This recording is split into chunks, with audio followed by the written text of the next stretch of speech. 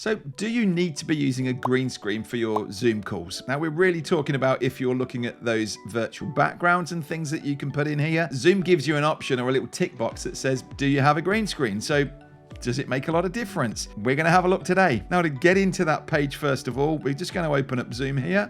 Now let's just bring up that window so we can see what we're talking about. And I'm going to come in this way.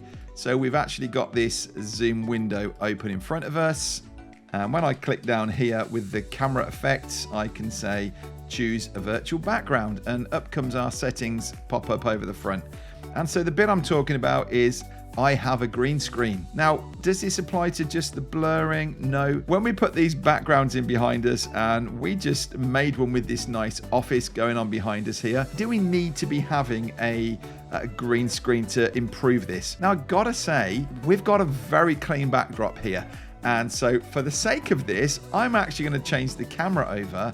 And if I just come into the video settings up here a second in Zoom, we've got another camera hooked in over here that is giving a different view back through the office. And you can see that it's just a little bit busier back there. And actually, this might be challenging this side because we've got dark. It's almost the same color as my t-shirt. And then we've got a messy area going on the other side. So now when I come back into my backgrounds and effects, I'm curious whether it does as good a job.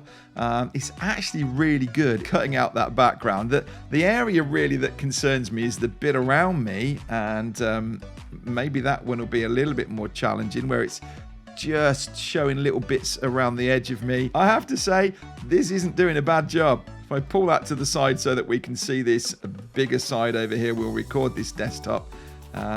It's really around my glasses and things when I'm looking straight down the camera. It's not bad, even with that messy background. But if you saw that video I made and I said to you, it kind of gives me a little tease as to things that are going on back there. So really, is the green screen going to improve this or make any difference to it? And I also want to try a webcam that I've got attached down here as well and just see what difference that makes. In fact, let's just have a go at this before we even pull the green screen up. If I change over this camera to my webcam down here, this is the difference of it coming through, and I'll just turn that off so you can see what that camera's doing without any background on.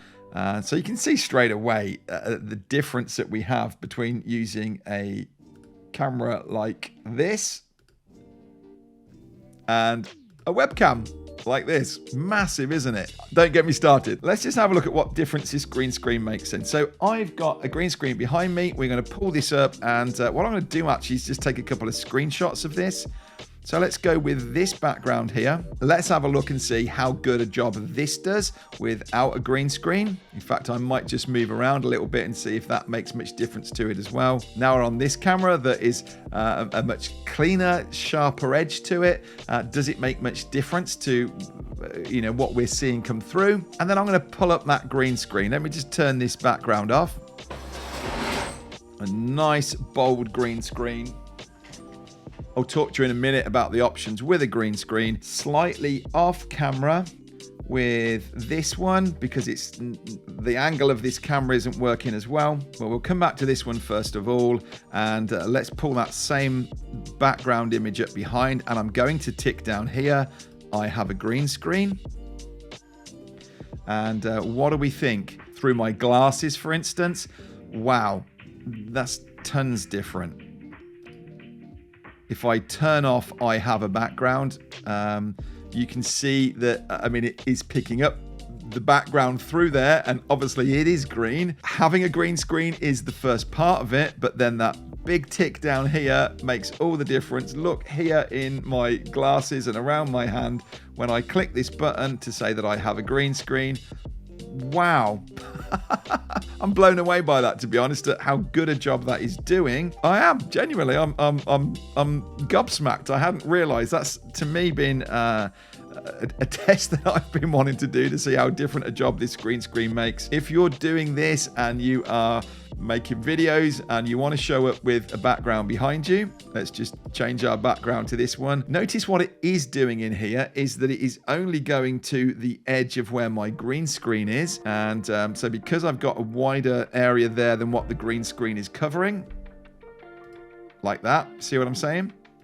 When I do it in here, it's only filling in where the green screen is. So we do need to make sure we get this green screen right, covering edge to edge. There's a way of getting around this, and I normally use Ecamm Live, and it will allow me to crop this in and do a even better job than what this is doing. But it is a shame that it's not letting me zoom in or get rid of that. I've actually got to have an edge to edge green screen, but phenomenal result. Really impressed with what that's doing. Out of interest, shall we try a different camera? Let's go back to our webcam, and again, I might need to just try to reposition this little thing, bless it. If I can move it so that it's giving me a look there. This is quite typical as well as a problem with webcams, that I can't adjust the white balance on. As soon as they see this green background, they tend to make you just go grey. But that has, again, in this one, I really don't like this webcam. But again, you can see a huge difference from this when I don't have that ticked for green screen, and just the way it copes with all these edges. But then when I tick it to say that I've got a green screen, that again, that for me as a glasses wearer, it's things like this that it is struggling with normally. Actually, that is coping even on this considerably well. Let me put this down. That's a little bit, that's making me feel giddy, let alone you. And come back to the other camera. And here we go. So I'm quite keen that we just pop these side by side. Let's have a look at the camera.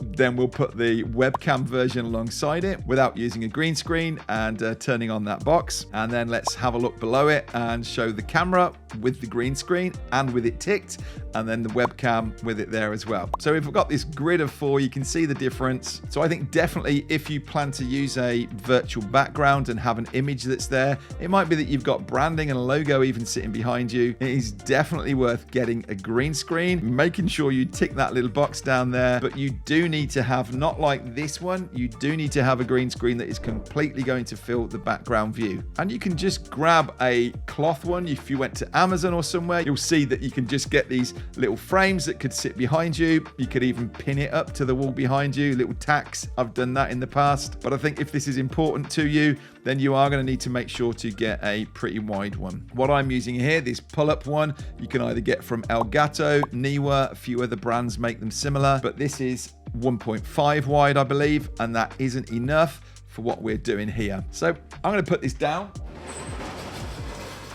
and I'm going to come back to my first camera. As I've said in previous videos, I definitely would favor actually having a nice space behind you. Something like this, that's just a bit of paint on a blank wall and a couple of props that have been introduced, rather than needing to go to this trouble of green screens and bringing in images every time you want to do it. But I appreciate that that's not a case for everybody. You're not able to do this. I work with customers that tell me they're in rented accommodation, they can't paint the walls. So yeah, you've seen the options there of how powerful the green screen can be, and I hope that's been really useful to you. Now be sure to check out, we've got a whole playlist over here of other videos that we've made around Zoom, tips, tricks like this. We're really enjoying putting these together, and if you can think of things that you're struggling with that we could help, then let us know in the comments, and we'll see if we can put a video together for you.